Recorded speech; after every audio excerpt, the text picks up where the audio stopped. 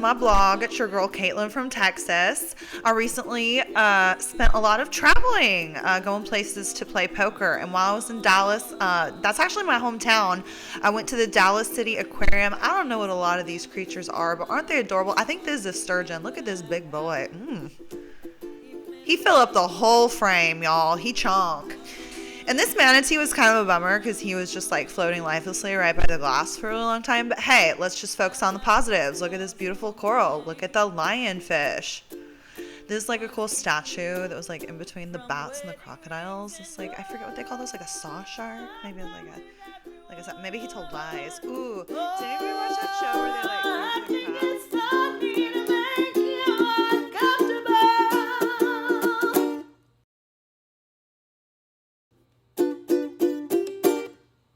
Fun fact, some of those penguins were apparently in the Tim Burton Batman with Danny DeVito as the penguin man. I don't know if those penguins are long dead, but I do remember them saying that on a childhood field trip when I was here circa like 1995. Anyway, it was a great time. And I mean, look at this little goober octopus. He camouflaged into the tubie. What a crazy loon. I loved every minute of it. Here we are, y'all. Texas Card House, Dallas, the 5-10-20 game. First thing I want to say about the stream is the camera angles are like fire. There is no stream that's more flattering than the, like, oh my gosh, who is this diva? Who is this beauty having her moment? I know that's not me. Like, honestly, there was one unflattering angle, but don't worry, I cut around it. So the first hand was going multi-way. I squeezed from the first straddle and everybody folds. Ace king enough to take it down. Second hand of the night, I get into a hand with Danny Marks, who's a very talented circuit player and cash player who is a regular on their stream. I decide to play ace 4 suited from the blinds as a call. I don't know if I love that, but I do need to mix in some calls with this hand class. I flop backdoor flush, backdoor straight, but you know, not much is going on, but I can float here with ace high sometimes with the backdoor flush. So I go ahead to take a peek and we see another street. I think I can improve on a lot of turns and maybe get spicy. Sure enough, 3 of diamonds gives me a gutter. It's not a ton of equity. As you can see, I'm only allotted about 70% equity. I'm going to see how Danny sizes it. He goes with 400 into 700, which I think is pretty value heavy. I let it go. Very next hand, I open ace 5 of spades from the cutoff. DJ and Grizz both decide to come along from the blinds, and we go 3 ways to a flop. Flop is king high triple Broadway. I flop the nut flush straw. I decide to go ahead and continue. Both the boys are open-ended, so they come with me. They both hit their heart on the turn, and DJ decides to lead out for 320. Grizz thinks about it a good long while, and finally decides to grab raising chips. He makes it 700, and honestly, y'all, I just had a good feeling about it. I knew it was coming. I won't even front. That's what determined what I did next. I go all the way in because I know my spade's coming and I'm about to outdraw them. DJ thinks about it for a good long while and he finally finds the fold. Grizz, of course, snaps me off with the straight. We decide twice as nice and boom! Right on the first one, I hit my spade. Twice as nice, you're right. Just understand this. I call, she scoops. One time. That's the sick part about it. What a sick run out there. I knew it was coming. That's why I went all in the first place. God damn it, Caitlin. Trust your gut. Thank you. She knew it was coming. That was fun. Fun hand. Like, what the fuck are y'all doing? Whatever the hell we want. I was told we were on television making a program. Yeah, I'm trying to figure out which one of you motherfuckers got the flush draw. I'm hoping it's not. Yeah, it was you. I'm like, is it him? Is it you? All right, howdy, right back into it. It was about to go 5 or 6 ways, and I decide king 9 suited is a great candidate to squeeze with. Not a great candidate to take the flop 5 ways with, though. And unfortunately, that's what I had to do when every last one of these fellers decided to meet me on the dance floor. I do flop top pair, though, but I swear to God, we check over to Chris. He bets 200, paltry, small amount, and DJ says, I'll flop the nuts, fuck you. I don't want anybody outdrawing me. I just saw Caitlin with her spades. She a wild woman. DJ's plan goes off without a hitch. We all get the hell out of the way of that and on to the next hand. Unfortunately, Johnny No Play Pots decides to cold 3-bet from the first blind. I wake up with queens and shove it straight up his butthole. But of course he has kings because he's Johnny No Play Pots. So we decide twice is nice and I'm praying for a later. Wouldn't you know it though, son of a nutcracker, my lady meets me on the first board. How do you like them apples? But I had a great time in Dallas. Seriously, I love playing here. King's Hold on the second board, but all my love and thank you to Mallory, to Ben, to the production team, and everyone in Dallas. And thank you to those camera angles. Y'all, I'll tell you what. Okay, y'all, because I'm a big fancy traveling pro and whatnot, I decided to, just see all the sights. Here I am at the Dallas Museum of Art, that Nasher Sculpture Garden. Oh, man, it takes your breath away. My words. But, fun fact, we are not allowed to be out on that patio, and I got yelled at, but thank God I got the shot. I'll tell you, you gotta get the shot. All right, this is an exhibit that I don't remember what it is. I thought that was a really pretty blanket. I don't remember who made it. Couldn't tell you who made that pottery. Oh, this is where they restore paintings. They do that a lot here. Oh, this is the Japan exhibit. Oh my gosh, look at that room saturator and the samurai. My head keeps spinning. I go to sleep and keep grinning. If this is just the beginning, my life is gonna be. I thought that those doors were some of the prettiest I've ever seen in my life. These are some personal artifacts of Winston Churchill. Funny enough, they were some really clever letters. I don't have to read them to you. You get it. I skedaddled from the stream to eat this yummy meal just a little early before the restaurant closed. That's my beau. He don't want to be in the vlog.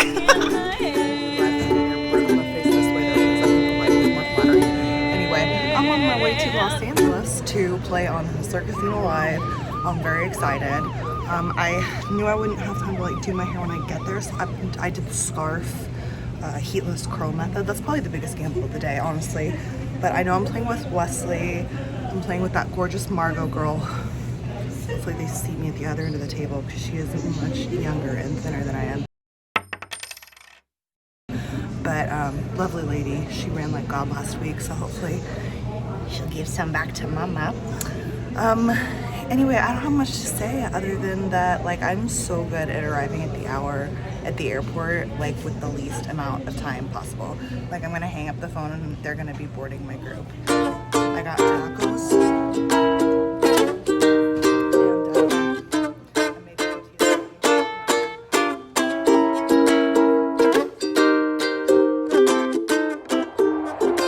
So bright and early, I get my big, beautiful Texan butt to Los Angeles. I arrive about 9:30, stop by the bank, and make my way to Gardeno. It's about 45 minutes south of Santa Monica.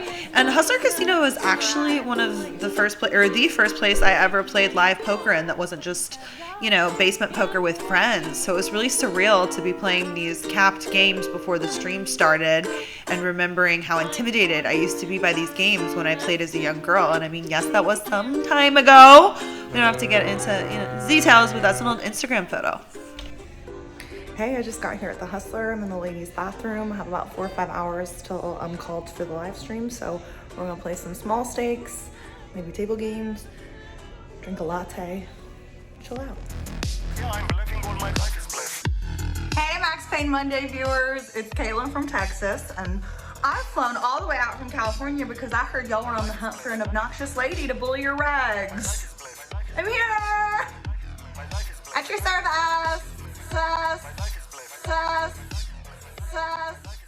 Oh my gosh, I can't believe they did that to my clip that they asked for me to send. That is too funny. All right, I bought in for 5K. The plan was always 3 5K bullets, and we do execute that plan with our first buy-in of $5,000. We had so many fun people that we were playing. We have Scary Terry, Faisal, Margot Brooke, the glasses guy. There's Faisal himself, the man, the myth, the legend, DK, and of course, DJAF Poker, Billy, who invited me.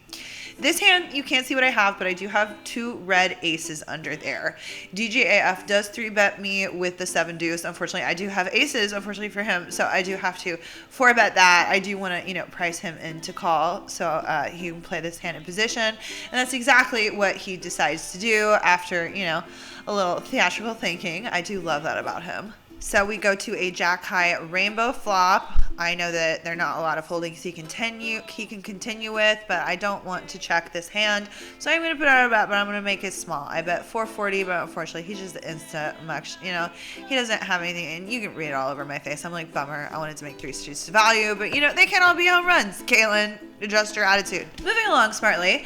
Next hand, it's my turn to get the 7 deuce. So I raise on top of 1 limp to 240.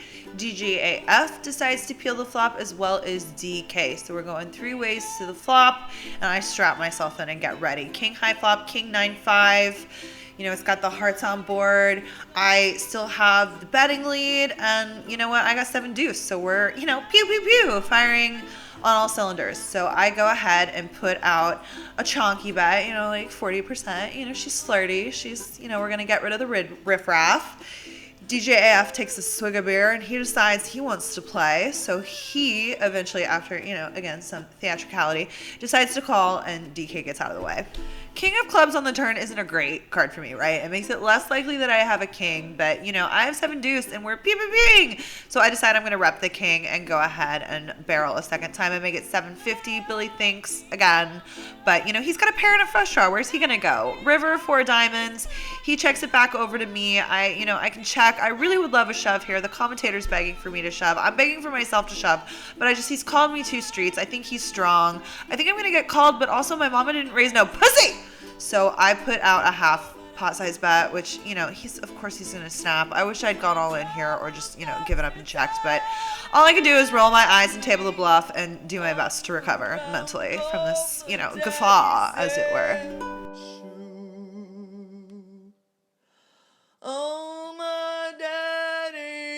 Honestly, the nerve of me calling Billy dramatic when that audio recording exists of me. Anyway, I got cowboys a few times in the stream. I decided to open them this time to $200. Faisal 3-bets me with 3s. Julia cold calls the 3-bet with 7s.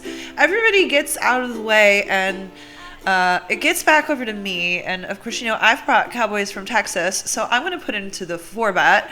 And I want to get one of these guys out of the way. So I make it 1,600. A nice little chonky 1,000 on top. I don't think Faisal's going anywhere, unfortunately, though, because, you know, he's not a fan of folding. So he comes along, and Julia decides to come along, too. So here we go. 3 ways to the flop. The flop is 6, 5, 4, 2 clubs.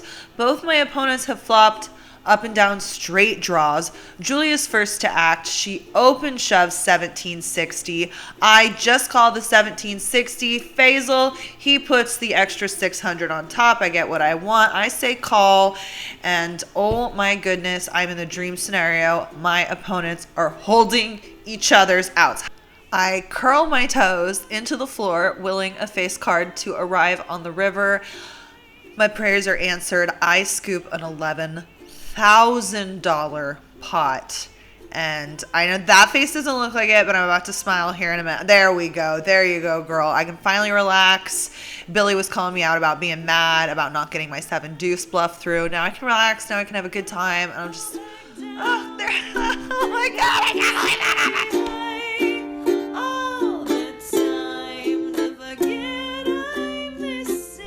So I am out of the hole. I am in the profit. I'm in for 7,500. I'm sitting on nearly $12,000. I'm at $6,000.